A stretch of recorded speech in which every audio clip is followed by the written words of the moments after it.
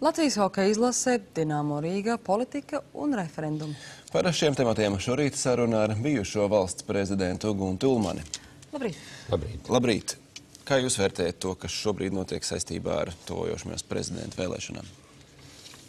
Es vērtēju to kā normālu, situācijai atbilstošu tādu parādību, jo prezidenta vēlēšanas vienmēr ir valsts saviļņojuši. Gan sabiedrību, gan atsevišķi politiķus, gan politiskās partijas, un katrs mēģina sevi arī apliecināt šajā situācijā kā neatkarīga organizācija. Šajā reizē, piemēram, Valdes Zatlera runa universitātē, tas uzlabo visu šo procesu?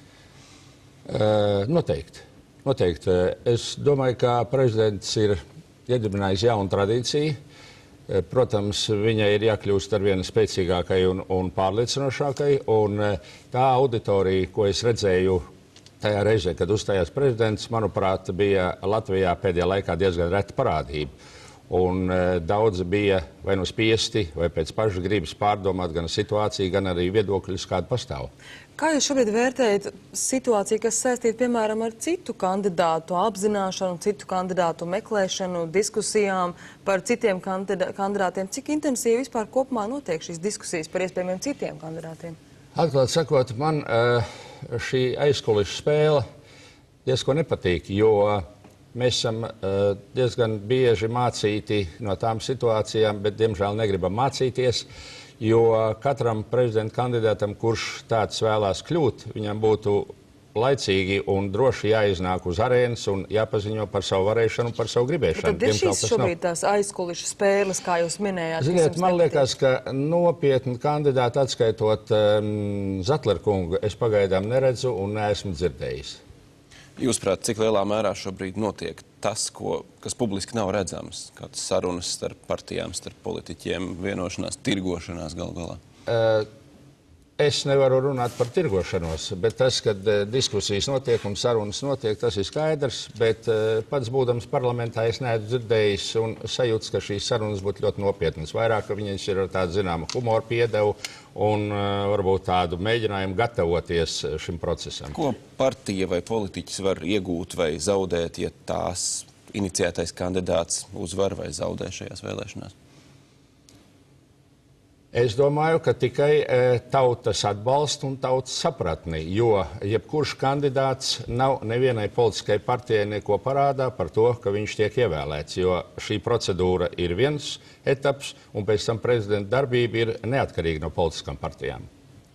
Kā jūs vērtējat, piemēram, to, ka Saskaņas centrs ir izteicies, ka atbalstīs tikai tādu prezidenta kandidātu, kas varētu atbalstīt arī Saskaņas centra ieiešanu valdībā? Jūsuprāt, vai to nevarētu nodēvēt par tādu kā savu veidu šantāžu jeb iespaidošanu? Nebūtu, nē. Saskaņas centrs ir pietiekoši spēcīga cilvēku grupa, un viņa mērķis bija reiz pa reizēm iekļūt valdības sastāvā. Viņi pie šī mērķa arī turās, un šī viņa izvirzītā prasība no viņa pozīcijas man ir tīri saprotama, lai gan es neredzu praktisku realizācijas ceļu, kā viņi to varētu panākt un kā tas varētu notikt.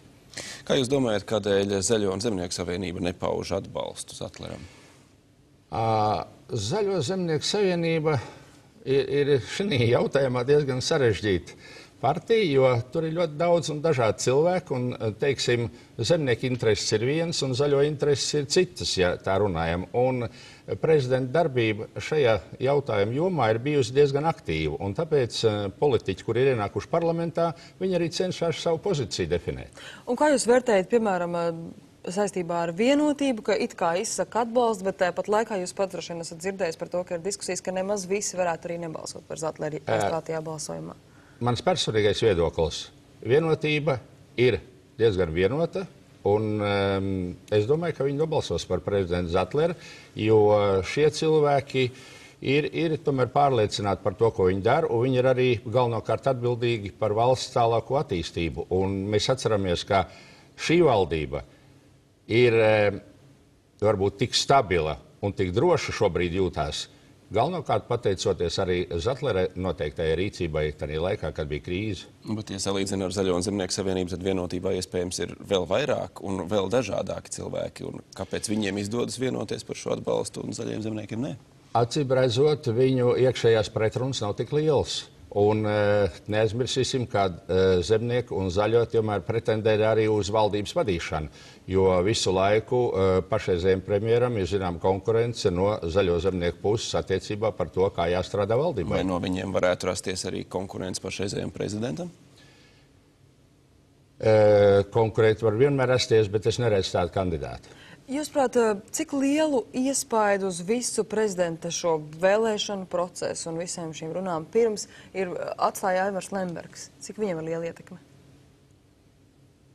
Es personīgi nejūtu šo ietekmi un neesmu redzējis vai dzirdējis, ka šī persona kādreiz ļoti aktīvi un atklāti par kaut ko iestātos, bet tas, ka viņš spēlē ļoti nozīmīgu lomu tādā aizmuguras savus partijas, jeb savu domu biedru vadīšanā, tas ir skaidrs. Un es nedomāju, ka tas Latvijai nāk par labu un ka tas paaugstina Latvijas prestīžu. Tā ir pašreizējā Latvijas problēma, šī ēnu politika. Mēs bieži vien runājam par ēnu ekonomiku, bet es domāju, ka šī ēnu politika viņa nevar ilgt pārāk ilgi, jo valdībai beidzot ir arī jāpasaka savs noteiktā stāja, noteiktā rīcība un noteiktā pozīcija, nevis jāieklausās bieži vien, ko kāds kaut kur no malas saka. Ja kāds to grib teikt, tad lai viņš nāk un strādā tieši tur, kur tos jautājumus risina arī. Tautas vēlēts prezidents, tas mums ko dotu šādā situācijā? Tautas vēlēts prezidents nozīmē satversmes maiņa daudzos aspektos, jo tautas vēlēts prezidents bez attiecīgās atbildības un pienākumu nastas nedrīkstētu būt realizēts. Un tāpēc es uzskatu, ka, ja mēs uzskatām jautājumu par tautas vēlētu prezidentu par aktualitāti, tad tikpat aktuāls arī jautājums par to, kādas funkcijas, kāda pienākuma valdībai, kādi parlamentam un kādas ir viņu savstarpējās attiecības. Komplektā ar visiem šiem grozījumiem tas būtu par labu Latvijai? Kā lūdzu? Komplektā ar visiem šiem satversmes grozījumiem, ar plašākām pilnvarām, tautas vēlēts prezidents mums spētu palīdzēt? Es nedomāju, ka tā ir šī laika aktualitāte. Pēdējie gandrīz 20 gadi Latvijas politikā ir parādījuši, ka arī šāda veida vēlēšanas kārtība un prezidenta funkcijas ir pietiekami iespaidīgas, lai prezidenti varētu arī iejaukties attiecīgā laikā un brīdī. Jūs pats arī bijāt prezidents. Vai jums nešķiet, ka ir nepieciešams, piemēram, prezidentam atsevišķos gadījumos plašākas pilnvaras? Vēlēšanās vienmēr tāda ir iegūt kaut ko vairāk, bet situācija vismaz iepriekšējie prezidenti pierādījuši, ka var realizēt arī pie šiem noteikumiem. Vēl par tā dēvēto noklausīšanās skandālu, par kuru sāka runāt jūsu apvienības biedrs Ainārs Šlesers. Jūsuprāt, kā šī lieta atrisināsies un cik lielā mērā tas vispār ietekmēs Latviju? Es domāju, ka viņi nekādā veidā nerisināsies, bet jautājums ir mazliet savādāks, jo Šlesers ir pietiekami nopietns un pat ļoti nopietns politiķis un cilvēks, un viņa rīcībā ir šī informācija, ko viņš ir nodevusi Nacionālās drošības padomes vadītājiem un prezidentam, un tālāk šie jautājumi nav tādi, kuri varētu plaši diskutēti, bet katrā ziņā man satrauc tas, ka tāds fakts ir parādījies Latvijā. Tas nozīmē, ka mēs nevaram būt droši par to, vai kaut kas tāds nenotiek kaut vai šajā telpā. Šleser kungs šeit mums studijā sacīja, ka viņam ir pierādījumi. Tāpat laikā, ja arī, piemēram, opozīcija izteikusies, ka Šleser kungam nav nemaz tādu pierādījumu, ko viņš nemaz it kā neesot prezidentam teicis, tāpat arī prokuratūrā vērsies nav. Vai jums ir pārliecība, vai jūs varbūt pats arī esat redzējuši šos pierādījumus, ka tie tādi tiešām ir? Šleser kungs ar mums nav dalījies ar saviem kolēģiem šajā jautājumā. Vienīgi ir paziņojums un arī frakcijā, ka viņam šādi pierādījumi ir, un viņš ar šiem pierādījumiem negrib un nevar spēlēties šobrīd. Laiks rādīs. Un vēl noslēgumā par hokeju. Kā jūs vērtējat šo čempionātu? Slikti. Paldies Dievam, ka nebija ļoti slikti. Varēja būt sliktāk. Jā, varēja būt sliktāk. Bet, paldies Dievam arī, ka hokejs ir tikai izklaide. Un hokejs nav tā mūsu dzīve, kas ietekmē mūsu, kā sagoties, reālo situāciju. Es uzskatu, ka šis čempionāts, kas ir pavasara laikā, jau starptautiskā sabiedrībā par to diskutē, ka viņš ir jāpārceļ citā laikā. Jo mēs nevaram prasīt no spēlētājiem, kuri beiguši smagu darba sezonu, tieši darba sezonu, un kuri ir spēlējuši katru otro, trešo dienu, lai viņi uzreiz vienā brīdī ielektu citos ratos un spēlētu ar tādu pašu lielu prieku un pašadevu.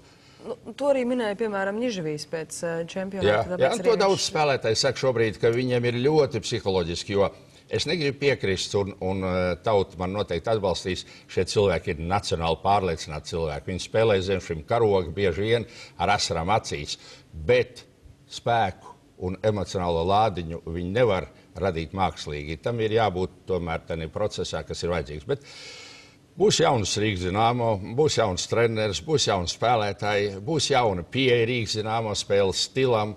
Un es domāju, ka mēs ienesīsim atkal jaunas nianses, un katrs gads nes hokejā patīkams pārsteigums, un arī šis nebūs izņēmums. Izlases treneris, vajadzīgs cits? Es domāju, ka jā. Es varbūt to uzņemos šo pārdrošību šai situācijā nepietiekoši korekti, jo par to lems Hokeja federācijas valde, bet es domāju, ka šī situācija sev ir izsmēlusi un izlase ir jāveido no jauna. Piemēram, Znaroka izteikums par to, ka principā tas viņa darbs galvenokārt ir balstīts uz entuziasmu. Kā vispār finansiālajā ziņā šobrīd klājās izlasē, vai tiešām, teiksim, tas sportistu atbildība un tas viņu mērķis ir tīri tas Latvijas izlases vārds, vai arī viņiem ir kāda finansiāla iegūma? Ziniet, 90% Latvijas izlases, karogs, himna un vārds. Nevienā pasaules valstī izlasē nespēlē par naudu. Vismaz, cik man ir zināms. Jo tieši tāpēc arī ir šis modelis. Darbs ir klubi, darbs ir viņu citā zonā, bet ja tev ir dota iespēja aizstāvēt Latvijas godu, tas ir augstākais, ko tu vari saņemt. Tas ir augstāks par algu, par naudu, par vispārējo. Kā būs ar Dynamo nākamajā sezonā? Būs kādas lielas izmaiņas, pārmaiņas gaidāmas? Lielas izmaiņas. Jauns treneris ar ļoti tādu spēcīgu, lietišķu, pragmatisku raksturu. Ar somisku raksturu. Mēs to redzējām vakar un aizvakar, kā spēlē Somi. Tāds būs apmēram arī Rīgas Dynamo modelis.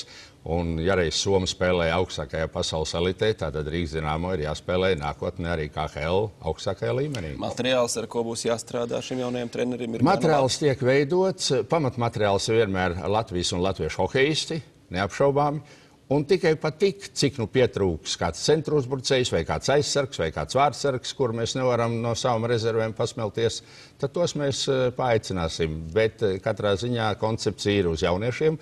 Latvijas izlases šim startam ir arī viena pozitīva iezīme, kad jaunieši ļoti spēcīgi sev parādīja, teikt pat spoži parādīja, un to viņi varētu turpināt Rīgas Dynamo sastāvā. Katrā ziņā cilvēki var būt gandarīti par iepriekšējo sezonu, un nākamajā sezonā viņus gaida, es domāju, nemazāk prieka. Jautājums ir par arēnu, jautājums ir par to, kur spēlēt, lai nevajadzētu tā, ka vienā telpā gan jādzied, gan jādejo, gan jāuzstājās māksliniekiem, gan hokejistiem. Kāds ir iespējamais risinājums tam, lai nebūtu tā? Pašreiz domē un valdībā šie jautājumi tiek risināti. Ir 2, 3, 4 priekšlikumi par jaunas arēnas būvniecību Rīgā. Šie priekšlikumi tiks tuvākā laikā izskatīti, tiks piemeklēts investors un uz priekšu. Un 17. gadā pasaules čempionāts Rīgā, es domāju, ka varētu būt, un tad tas varētu notikt jau jaunā arēnā. Jaunā arēna ir obligāts priekšnosacījums 17. gada čempionātam? Jaunā arēna ir mūsu iekšējais obligātais priekšnosacījums, jo vienā arēnā visu paspēt nevar izdarīt, un tāpēc blakus tam nosacījumam, ko prasa pasaules čempionāts, ir jābūt arī mums pašiem. Kā ir, piemēram, ar Sandi Ozoliņu? Vai šobrīd ar viņu jau ir noslēgts kāds līgums saistībā ar Dynamo?